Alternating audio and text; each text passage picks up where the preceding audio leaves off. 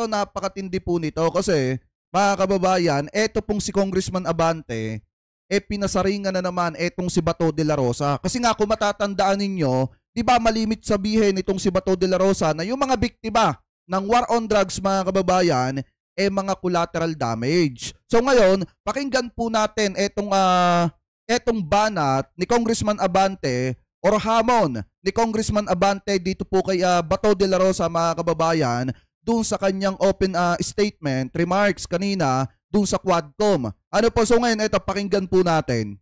Wala pong sinisino o sisinuhin ang Quadcom. There will be no sacred cows. We will leave no stone unturned. Sa pagharap ni dating Pangulong Rodrigo Duterte, kanyang inamin na inutusan niya ang mga kapulisan na patayin ang mga drug personalities. Bagamat sinabi niya na dapat ito ay manlaban. Gusto ko rin makinig yung mga bashers natin. Gusto ko rin makinig ng mga bayaran ng mga trolls. Yung mga vlogger dyan ha. Bayaran ng mga vloggers. Gusto ko makinig kayo para makita niyo yung katangahan ninyo. Hawak-hawak ko ang Biblia ngayon. Ang sabi ng isang senador na nakaupo na dating PNP Director General, collateral damage? Collateral damage lang ba ang patay? Ay, sana may mga vlogger dyan ha na nakikinig, yung mga bayaran dyan. Naipalabas ng Quadcom ang mga tunay na pangyayari sa mga pinaslang na mga biktima sa pamamagitan ng mga salaysay ng mga nakasaksi ng mga pamilya at ng mga otoridad. Ang mga records ay nailabas bilang patunay sa mga pangyayari. Mismong mga may kinalaman sa mga pagpatay ang umamin sa kanilang mga ginawa gaya nila Colonel Santi Mendoza, PO2 Nelson Mariano at sa pagpaslang kay General Wesley Barayuga sa utos di umano ni Colonel Ruina Garma at Colonel Edilberto Leonardo. Maging sina Colonel Marvin Marcos at Colonel Jovi Espinido ay umamin sa kanilang mga ginawang pagsunod sa mga utos ng mga nakatataas sa kanila na nagresulta sa pagpaslang kay Albuera Leyte Mayor Espinosa at sa Parahinog family ng Misamis Oriental. Mismong si Kerwin Espinosa naman ang nagdawit kay PNP Chief, now Senator Bato de la Rosa, na may kinalaman di umano sa pagkamatay ng kanyang ama at sa pagbibintang kay former Senator Laila de Lima na nagresulta sa... kasi kung matatandaan nyo mga kababayan, di ba itinuga ni Kerwin Espinosa kung paano nila or kung paano siya inutusan nitong sina Bato de la Rosa na idiin etong si Laila de Lima. Di ba mga kababayan, kung matatandaan nyo, ikinanta ni Kerwin Espinosa ay itong si Bato de la Rosa. Kaya nga high blood si Bato de la Rosa nung nagkaroon ng hearing mga kababayan dyan po sa Senado na kung saan pumunta at umattend etong si Duterte. Di ba mga kababayan, ganun katindi ang ginawa nila nung sila ay nasa kapangyarihan. Ngayon ipagpatuloy pa natin. Sa pagkakakulong nito ng 7 taon na walang basihan.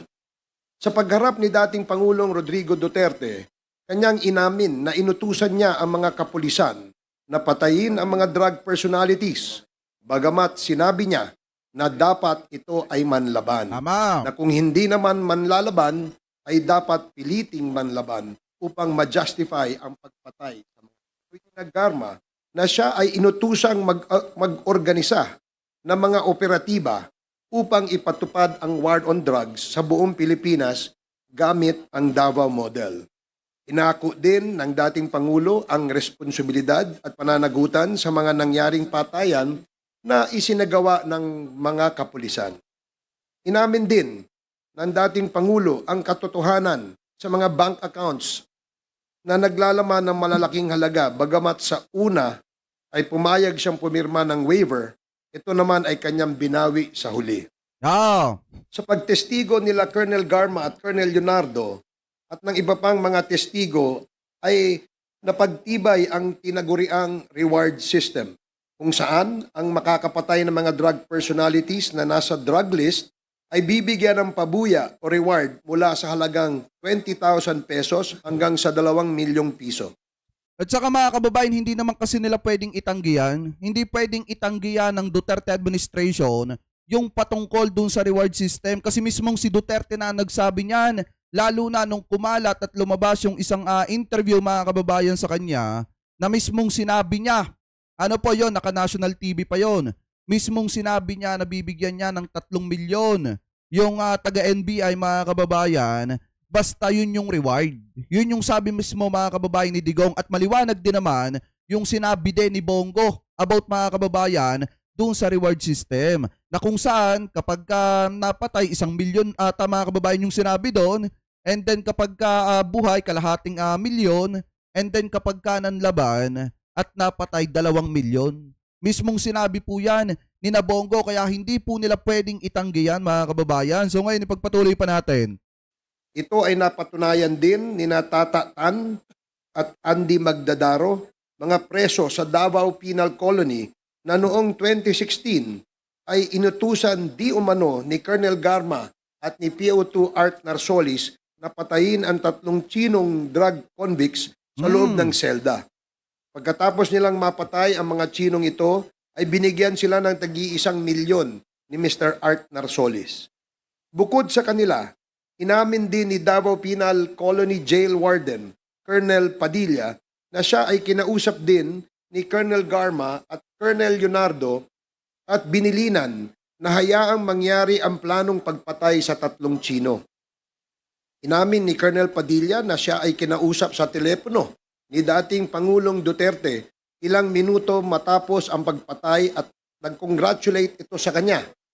Bagay naman na itinanggi ng ating dating Pangulong Duterte. Maraming mga magulang, kapatid at anak na mga naging biktima ang nagpahayag ng kanilang naranasan at nasaksihan sa pagpatay sa kanilang mga mahal sa buhay. Ang iba ay walang kinalaman sa droga. At ang iba ay mga batang inosente na nadamay lamang sa tila bagang walang batas na patayan sa kalsada.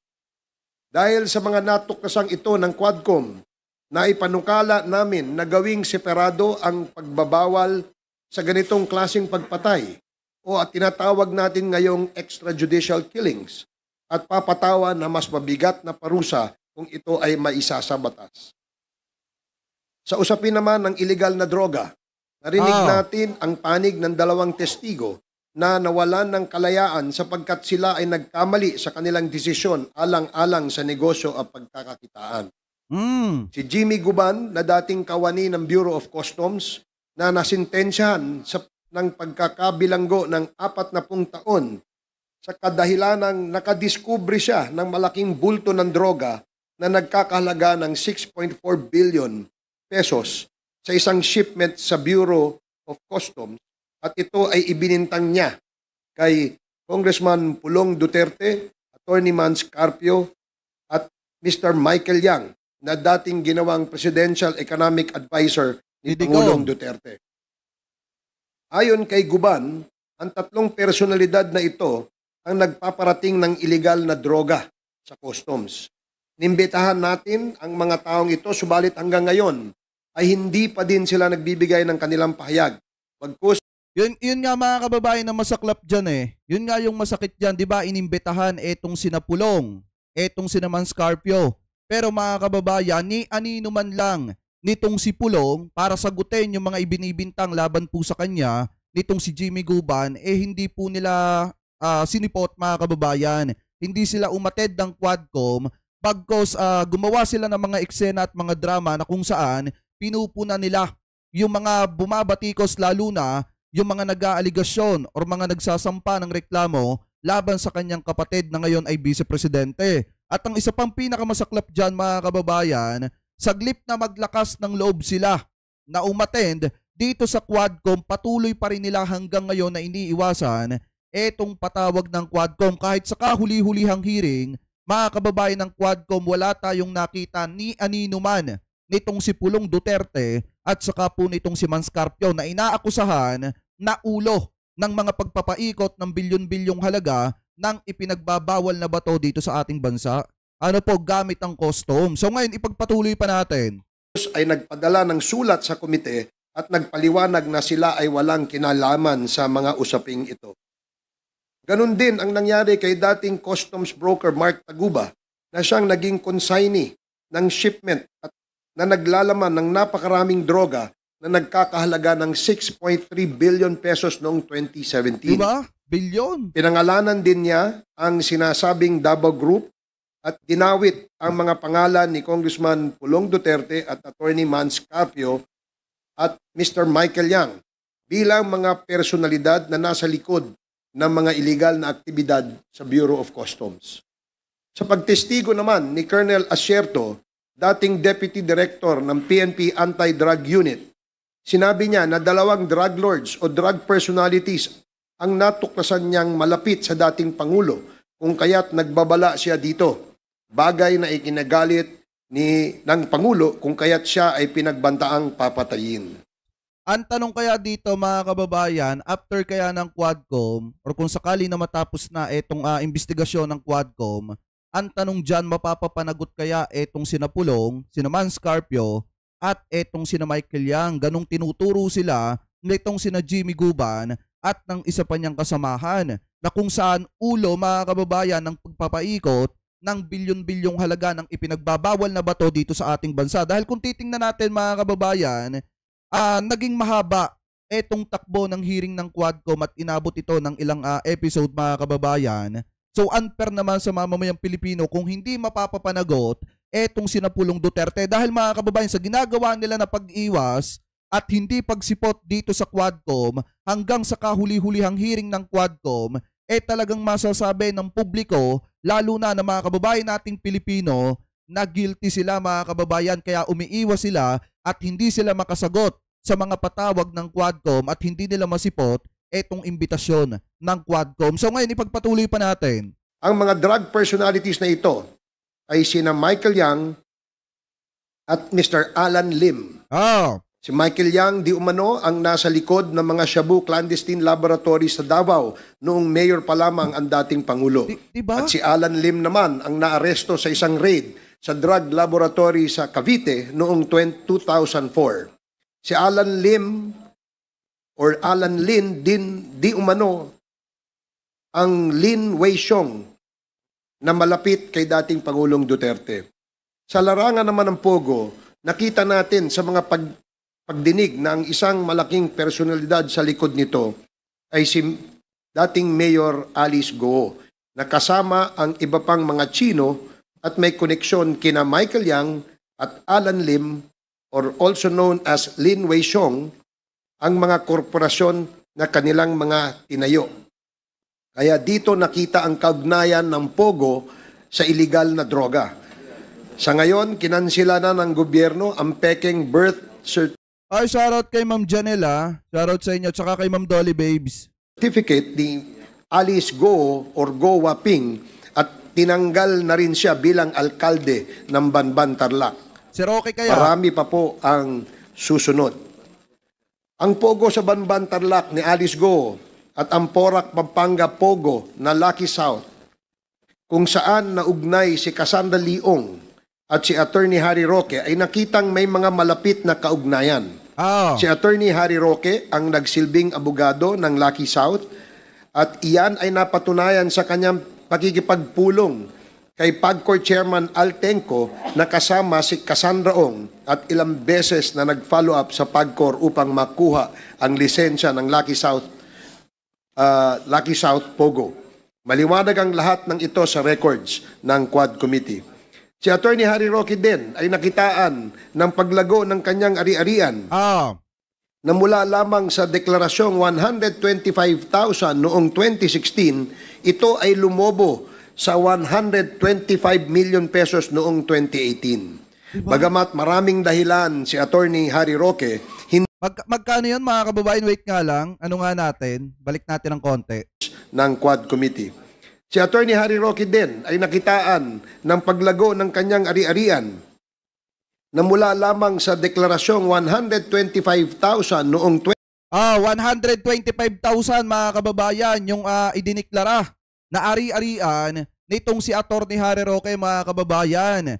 And then nung naging spokesperson siya ni Digong at nagkaroon siya ng ugnayan dito sa Pogo, ganito kalaki yung inilaki ng kayamanan at total asset nitong si Harry Roque mga kababayan. Ngayon ipagpatuloy pa natin. 2016, ito ay lumobo sa 125 million pesos noong 2018. Laki. Bagamat maraming dahilan si Attorney Harry From 125,000, naging 125 million, mga kababayan. Ganon katindi si Harry Roque. Kaya nga yung sinasabi ni Harry Roque na yung mga congressman na babayaran ng pera, siguro nung congressman siya, mga kababayan, talagang tumatanggap siya ng pera.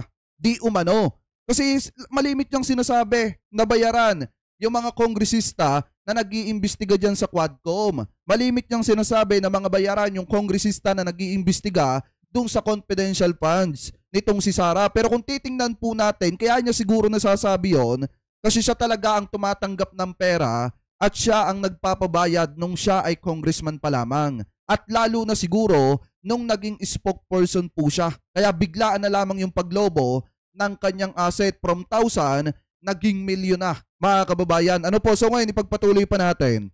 Roque, hindi niya isinumite ang mga dokumentong sinasabi niya magpapatunay dito. At sa halip ay nagtago siya at inatake ang Quadcom at kinestyon ang jurisdiction nito. Bukod sa pagtatago, siya ay tumakas patungong ibang bansa. Marami pa siyang kailangan ipaliwanag sa bayan. Ama! Sa mga nakitaan namin ng mga peking birth certificates, kami ay agad na naghain ng panukala upang bigyan ng kapangyarihan ang mga ahensya ng gobyerno na magkansela ng mga fictitious at late registered birth certificates ng mga kaduda-dudang mga dayuhan na hindi na kailangan pang dumaan sa korte. Kasabay nito ay naghain din kami ng panukala na kukumpiskahin ng gobyerno ang mga ari-arian o mga pag-aari ng mga peking Pilipinong korporasyon gaya ng Empire 999 na siyang nagmamay-ari ng 560 million pesos shabu na pinaimbak sa kanilang bodega sa Mexico, Pampanga. Sa ngayon, kansilado na din ang rehistro ng korporasyon sa Securities and Exchange Commission at ang mga incorporators nito na kinabibilangan ni Mr. Willie Ong at Mr. A.D. Tai Yang na parehong Chino na nagpanggap na Pilipino ay nahaharap sa mga kaso mga kaso kabilang na ang drug trafficking at money laundering. Tama. Marami pa pong korporasyon ang nanganganib na makansila ang lisensya at rehistro sa parehong modus at kaugnayan kina Michael Yang, A.D. Yang, Lin Wei Xiong, or Mr. Alan Lim.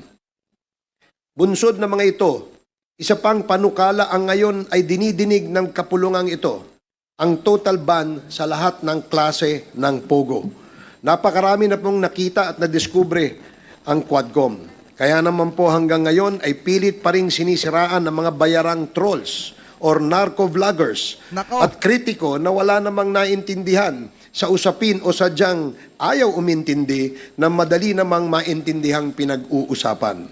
Hindi, kasi mga kababayan talaga, pagbayad, gagawa sila ng eksena at gagawa sila ng paninira laban po sa Quadcom.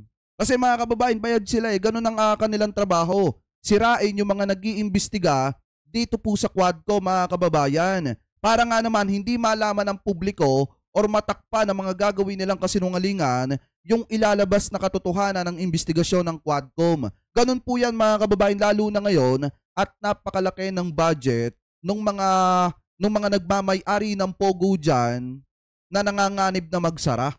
Ano po, dahil nga mga kababayan, syempre, yung mga pro-China dyan, talagang lihitimo yung budget na mga yan para dun sa mga vlogger. Kaya nga kung titingnan yung mabuti, ganun na lamang katindi yung pagpapakalat nila ng fake news, mga kababayan. At hindi lang yon, para makaganti sila kay Congressman Barbers, ang ginawa nila, nagpakalat sila ng isang video, mga kababayan, at isang balita na kung saan idinidikit po yung kamag-anak ni Congressman Barbers sa ipinagbabawal na bato, mga kababayan, sa issue ng droga. Pero mga kababayan, yung una na nagpakalat ng balitang yon, bigla ang binura yung video. Ano po, pero mga kababayan, bago niya mabura, ang nangyari, na-pick up na ng mga kasamahan niya na vlogger at pinakalat po ng pinakalat. Pero anyway, mga kababayan, ipagpatuloy pa natin. Marami pa pong lalabas na katotohanan. Tumutok lamang po kayo. Wala pong sinisino o sisinuhin ang Quadcom. There will be no sacred cows. We will leave no stone unturned in search of the truth. justice, and accountability. Numerous bills have been filed and will be Pasensya na kayo kung kinakatkat natin mga kababayan. Hindi ko kasi pwedeng ituloy-tuloy kasi makaka-copyright tayo. Mawawala yung live natin. filed in the days to come to address the loopholes we discovered and the lapses that we need to fill.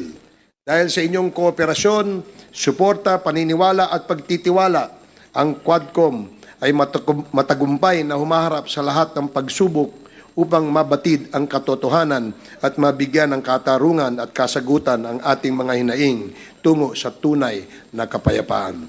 Nagpapasalamat kaming muli sa inyong pagtangkilik at pagtitiwala. Maraming salamat po. The next to deliver his opening remarks is Chairman of the Committee on Human Rights. Wait lang, sabi dito, I remember during the time of Marcos Sr., a Chinese drug lord was sentenced with the death penalty and was shot by the firing squad. Sana ganun din ang gawin sa mga yan. Alam nyo, kung pwede nga lang, ganun dapat ang ginawa yung nakalive pa.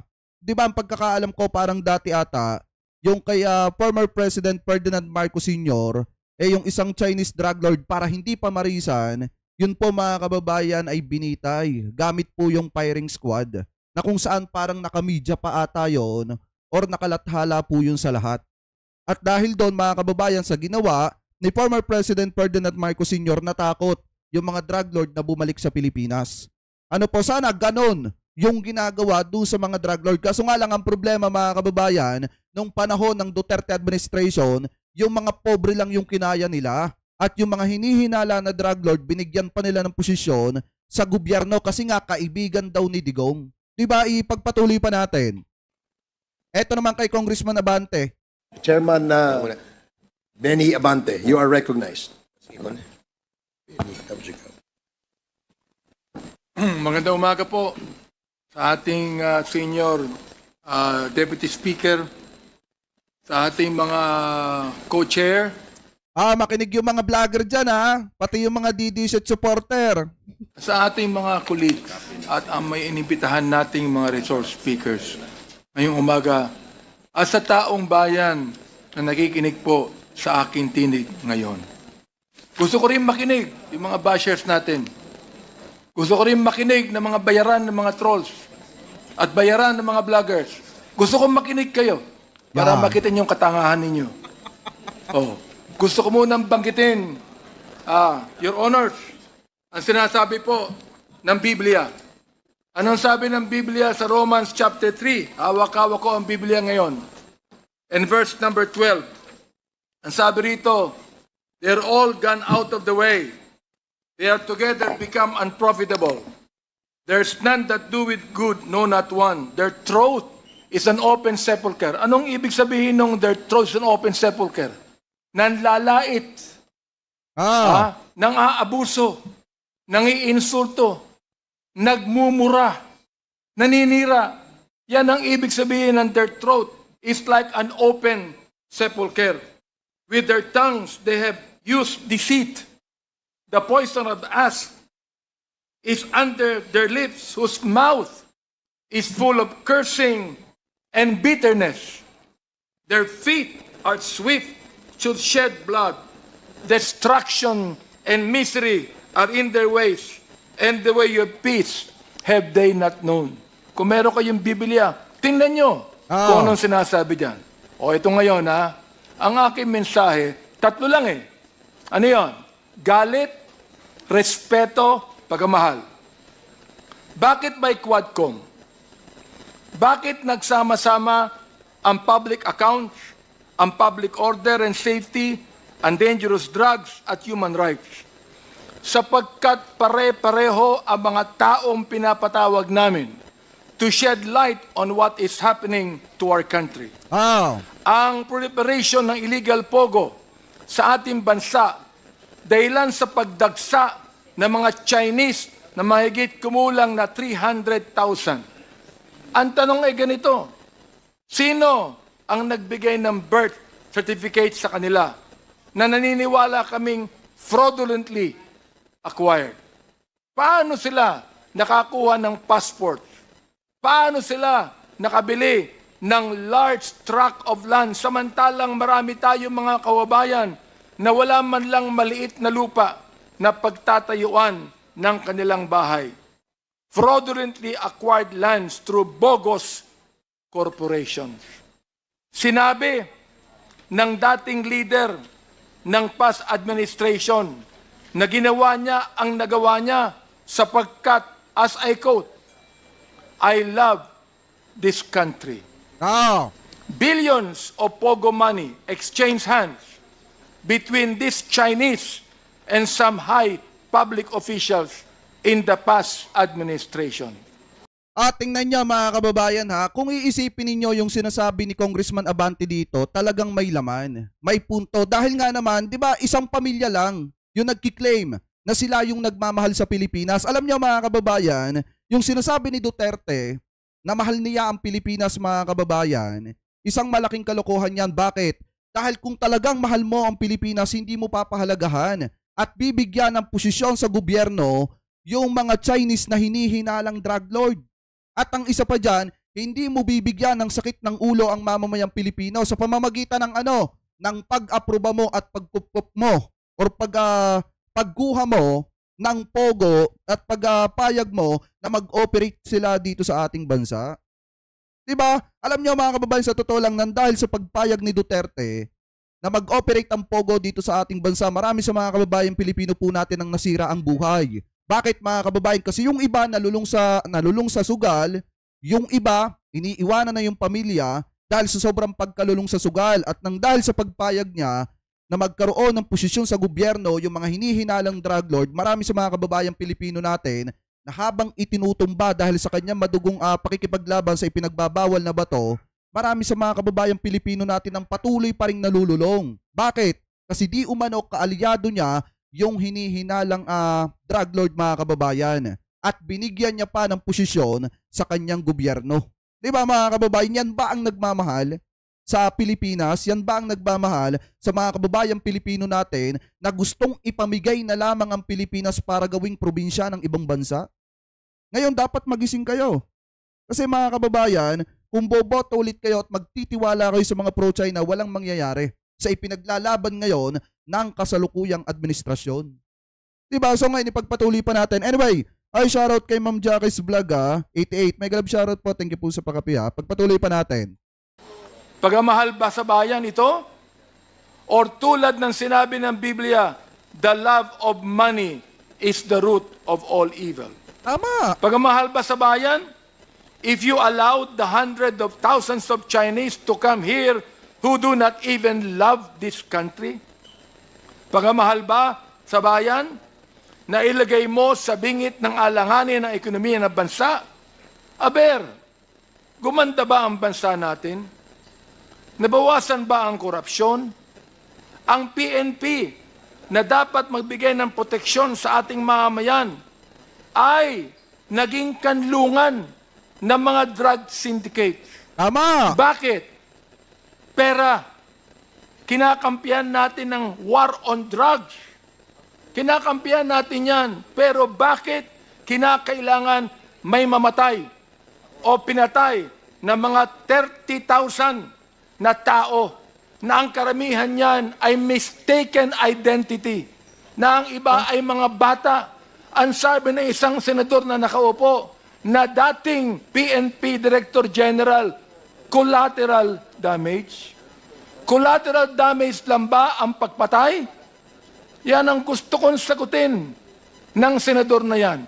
Collateral damage lang ba ang pagpatay kay Kian de los Santos? Oh, Collateral yan. damage lang ba ang pagpatay sa isang 3 taong gulang sa Cebu? Collateral damage lang ba ang pagpatay sa isang 9 na taong gulang na bata doon sa Caloocan? Collateral damage? Ang pagpatay sa isang pinagtanungan lang kung nasaan si Pilo, hindi sa sinabi niya, hindi ko alam, pinatay yung pinagtanungan. Samantalang si Pilo ay buhay pa at naglalako ng drugs. Yan mga kababayan, no? Sana tablan si Bato. Since hindi pinapangalanan ni Congressman Abante dito yung senador, pangalanan na natin, sana tablan si Bato de la Rosa kasi mukhang mamaya, pag sinagot na naman ni Bato de la Rosa ito, etong matinding banat sa kanya ni Congressman Abante, pihado stress na naman si Bato de la Rosa, mga kababayan, kasi napakalaki ng pagkakamali talaga na sabihin mo na collateral damage lamang yung mga bata. Nababago pa lamang, mga kababayan, tinutupad yung pangarap katulad ni Kian de los Santos. Diba? At saka yung iba pa na mga inosente na nadamay sa madugong pakikipaglaban nila sa ipinagbabawal na bato para protektahan di umano, mga kababayan, yung mga kaalyado nilang na-allege sa ipinagbabawal na bato. Diba? Ganun katindi ang ginawa ng mga yan nung sila ang nasa kapangyarihan. Pero pag umaasta ngayon, pagka sila tinatanong, parang sila pa ang biktima. Kaya nga dapat matuto na ang mamamayang Pilipino na wag na kayong magtiwala sa mga ganyang klase ng politiko na kung saan ginagamit yung kapangyarihan na meron sila para para tapakan yung mga maliliit nating kababayang Pilipino at para utuin, mga kababayan, at para gulangan ng gulangan at para isipin na mapanatili sa kanila yung kanilang ikinabubuhay. Ganyang katindi, mga kababayan, yung mga yan. Kaya nga dapat matauhan na ngayon ng taong bayan. Ngayon, ipagpatuloy pa natin. Collateral damage ba ang pagpatay sa isang driver ng tricycle driver? Na nagsakay ng drug pusher? Pinatay yung drug pusher, pero pinatay din ang driver ng tricycle. Yung pa ay collateral damage. Pagamahal pa sa bayan ito. Kapag ang tao pumapatay ng marami, at binabayaran ang mga pumapatay, pagamahal ba sa bayan ito? Nais kong sabihin sa inyo, there is not one family that has the monopoly of love of this country. There are almost 120 million Filipinos, and most of these Filipinos love their country. Ayaw natin na mayroon lang isang pamilya na magsasabi na sila ang nagmamahal sa bansang.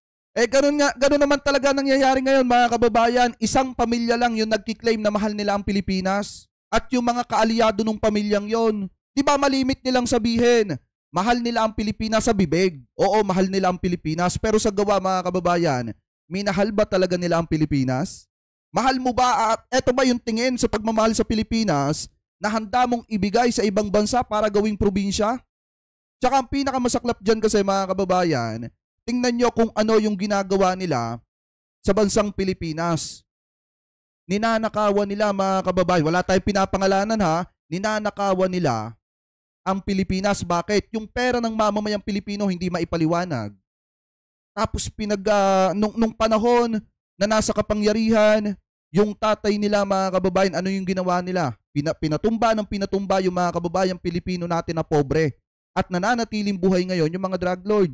Yan ba ang pagmamahal na sinasabi nila sa Pilipinas? Diba na kung saan yung anak hindi maipaliwanag kung saan dinala ang pera ng mamamayan, yung tatay naman unti-unting binabawasan ang mga tao dito sa Pilipinas. Yan ba ang pagmamahal na sinasabi ng mga taga-suporta ni Duterte? Ano po, na mahal ni Digong ang Pilipinas? Diba, ipagpatuloy pa natin. Ito. Galit tayo. Bakit may Quadcom? Ay, Ma'am Jacques Vlog, thank you po, maraming salamat po. Galit tayo sa masama na tinutulak ang bansa sa kasamaan. Bakit may Quadcom? Galit tayo sa Pogo o anumang sugal na lalong nagpapahirap sa ating bayan at nagpapayaman sa iilan. Galit tayo sa droga na pumapatay sa maraming ating kabataan. Galit tayo sa mga human rights violators. Ito man ay agents ng pamahalaan o NPAs o terorista o mga kriminal na naghahasik ng kaguluhan sa ating mahal na bayan. Sabi ni Ma'am Janelle, mahal nila ang pera ng Pilipinas. Parang gano'n na nga. Kasi kaya naman sila nagwawala kasi ang ugat ng lahat ay pera.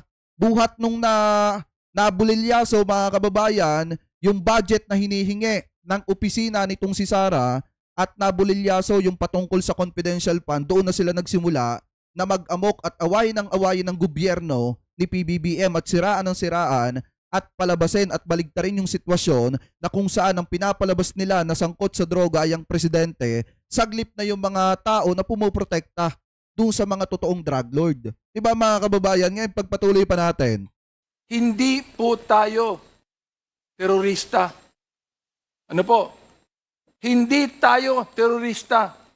Hindi tayo komunista. Hindi tayo diktatorya. Tayo ay demokrasya na nagmamahal sa isang malayang bansa. May respeto sa saligang batas, sa karapatang pantao, sa mararangal na mga public officials, lalo na sa taong bayan. Ayaw natin ng proliferation of illegal gambling. Ayaw natin ng mga Chinese na gusto tayong sakupin. Ayaw natin ng ilang mga opisyal ng bayan na imbis na suportahan ang bayan ay nakikitulog sa higaan ng mga dayuhan. Ayaw natin ng illegal na droga. Ayaw natin ng patayan. Galit tayo dyan. Respetado natin ang batas at dahil dito, mahal natin ang ating bayang Pilipinas. Yan, mga kaibigan, Tumitindig yung ang balahibo ko. Quadcom. Kaya ngayon, nandito muli tayo. Tuloy po ang ating trabaho because we realize the gravity of the task before us. As a result of our hearings, we have already proposed legislation that will address the issues we have unearthed as we dug into the house and wife of extrajudicial killings. Pero hindi pa po natatapos sa pag-propose ng batas. As mentioned by our co-chair, Representative Barbers, we will also recommend the prosecution of those behind these monstrous killings. It is my hope, my prayer, that these recommendations are followed through so that justice is served for the families of the victims of the EJ case. O yan, maliwanag mga kababayan ha, yung sinasabi ni Congressman Abante. Alam niyo mga kababayan, sa totoo lang, etong si Congressman Abante yung pinupunteriya ngayon. Siya yung pinupunteriya ngayon ng mga vlogger na binayaran dahil siguro mga kababayan, iniutos dun sa mga vlogger na tumitira sa kanya ngayon na sirain ang integridad mga kababayan at personalidad nitong si Congressman Abante. Pero kung titingnan po nating mabuti mga kababayan, kapag kasi tama yung ginagawa mo, kahit anong paninira sa'yo, walang magagawa. Ano po, hindi ka kayang sirain. Kasi alam mo sa sarili mo na tama naman yung ginagawa mo. So ngayon mga kababayan, kung titingnan yung mabuti, yung sinabi dito ni Congressman Abante na dapat tanggalin na talaga ang pogo dito sa ating bansa, dapat naman po kasi talaga. Kasi ang pogo mga kababayan ay nasasangkot sa iba't ibang klase ng kriminalidad. At ang isa pa dyan na dapat tutukan, hindi lang dapat yung pogo. Kung hindi mga kababayan, pati yung mga vlogger na nanghihikayat sa mamamayang Pilipino, pati yung mga vlogger na umaabuso at nagyayaya at hinihikayat yung mga tao na magsugal at magpakalulong sa bisyo mga kababayan sa larangan ng sugal, dapat imbestigahan din po yan at ipabana, ipaalisin na mga kababayan. Kasi sila yung isa sa lumalason ng isipan ng mga kababayan nating Pilipino na sinisilaw nila na mananalo ng ganito pero hindi naman pala at lalo lang maghihirap yung mga kababayang Pilipino po natin. Sa madalit salita, dinadala nila ang napakaraming tao mga kababayan sa pagkalulong sa mga larong talagang hindi makatao. Ano po, dahil marami dyan sa mga kababayang Pilipino natin na sobrang hirap na nga ng pamumuhay, nang dahil sa matinding pagkalulong sa sugal, mas lalo pang naghihirap. At yung iba nga nagpapakamatay na mga kababayan dahil nga hindi na makabayad ng napakaraming utang dahil sa matinding pagkalulong sa sugal. Kaya dapat tutukan din ng ating gobyerno na patigilin yung mga social media influencer, yung mga vlogger na mismong nagpo-promote ng sugal. Normal lang naman ang may magalit na vlogger kay Congressman Abante at dun sa iba na nag-iimbestiga sa Pogo. Kasi mga kababayan, sa totoo lang, nasasagasaan ng Quadcom yung kita ng mga vlogger na nagpo-promote ng mga illegal na sugal.